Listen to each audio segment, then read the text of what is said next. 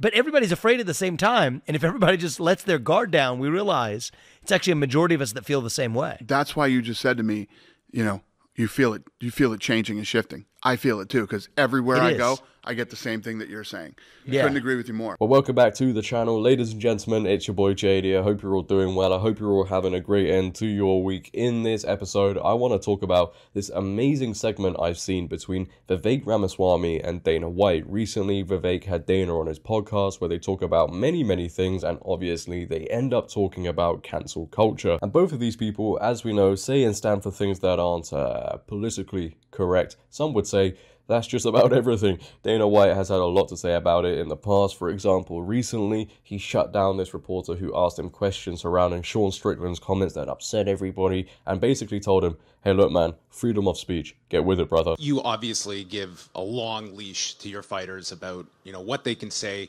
when they are up there with a UFC microphone and you are getting into territory of homophobia, transphobia. Like, is there... I don't give anybody a leash. Well, I'm saying you... A leash? I'm like... Free speech. Control what people say. Going to tell people what to believe. Going to tell people... I don't tell any other human being what to say, what to think, and there's no leashes on any of them. What is your question? I was asking that question. I'll move on, though. Yeah, probably a good idea. That's ridiculous to say I give somebody a leash. Free speech, brother. People can say whatever they want and they can believe whatever they want. That is amazing. You have got to love it. We need more people talking to these journalists like that. We really do. And I'm not going to lie to you guys. When I first saw this collaboration announced between Vivek and Dana, I was so excited to hear what they were going to say, especially around the woke culture, cancel culture issue. And I don't think they disappointed in this segment. So before we get into it, if you could, make sure to leave a like rating as it really helps out the video. If you're new, hit that subscribe button, turn on bell notifications so you never miss a video, comment on this video, share this video. And ladies and gentlemen, let's get into it. I hope it's just a phase. I think it's just a phase. More people like us need to stand up. Yeah.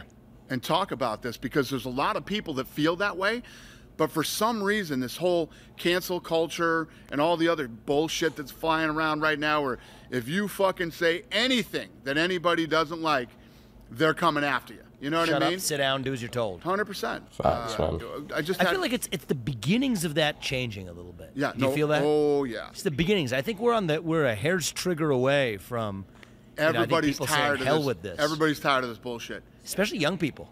Yeah, everybody's tired of it, man. And people are getting braver and braver now. People need to start standing up, and everybody became real scared, real fucking fast for some reason. But, it felt like everybody was being attacked. But a lot of this comes from the media. The media started this whole thing. And what started to happen right now is the two most untrusted people right now in this country are politicians and the media. Mm-hmm. For good reason, because both have been lying 100%. for a long time. Yeah, by the way, I still don't think it's going to be Joe Biden who they're going to actually let run as the nominee. So they're going to pick the guy who's actually created the People's Commonwealth of People's Republic of California. But that's not... one of the things I've seen is, I went to New York City after the campaign.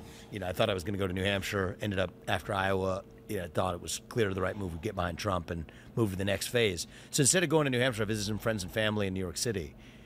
What I see is even a lot of my old friends who used to think in a very different way after COVID, after what you've seen in the wave of crime affecting places up and down from California to New York, I think their views have totally morphed, actually, in a different direction.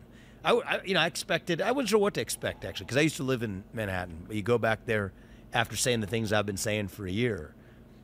I kid you not, we have people on the streets sticking their heads out of cars and driving through Central Park, cheering for me just because they're seeing me walk on the street, doormen into buildings, and they'll say, hey, listen up, I'm with you and I'm voting for Trump, but don't tell anybody. But I had about 10 people on the same day tell me the same thing. I said, you might as well be telling it to each other, because I've met 10 other people like you, from Uber drivers to doormen at buildings. Same thing with me. Say the same thing, actually. Same thing happens to me. And so it's a beautiful thing in this country. Yeah. Because people are hungry, they're afraid, but everybody's afraid at the same time. And if everybody just lets their guard down, we realize it's actually a majority of us that feel the same way. That's why you just said to me, you feel it changing and shifting. I feel it too, because everywhere I go, I get the same thing that you're saying. Yeah. Couldn't agree with you more. Man, a lot of facts being spoken there, in my opinion. I do think we are starting to see just a little bit of a change with people being so tired, so frustrated of being told, no, you can't say this, you can't say that. And the mainstream media, the liberal mainstream media, woke liberals, woke leftists, creating all of these rules for people to abide by because, oh no, we can't offend anyone. You must stay silent about that issue. And when Vivek says people have told him that they're voting for Trump, but don't tell anyone, people shouldn't be scared of telling people, hey, look, man, I'm voting for this person, and that's it. And it's the same for other issues as well. You know, people will think something, but they're so scared to say it because of the reaction of others. You know, and I think that's a reason why we've reached this point in society where cancel culture had such a tight grip, because people are so scared of just saying the truth. They allow everything to happen. But if everybody just got rid of that fear of saying the truth and saying how they feel, a lot of it would just go away, because when a whole group of people take action on something, there's nothing that can be done. People need to stand up together and fight back against cancel culture, woke culture. Tell people, no, we're not doing this anymore. We're not doing what you tell us to do, just so you can have your way and everybody else then has to suffer. And when you hear people like Dana White coming out and saying what they're saying, it's amazing to see. It really is. You know, somehow, some way, cancel culture managed to put so much fear into everybody.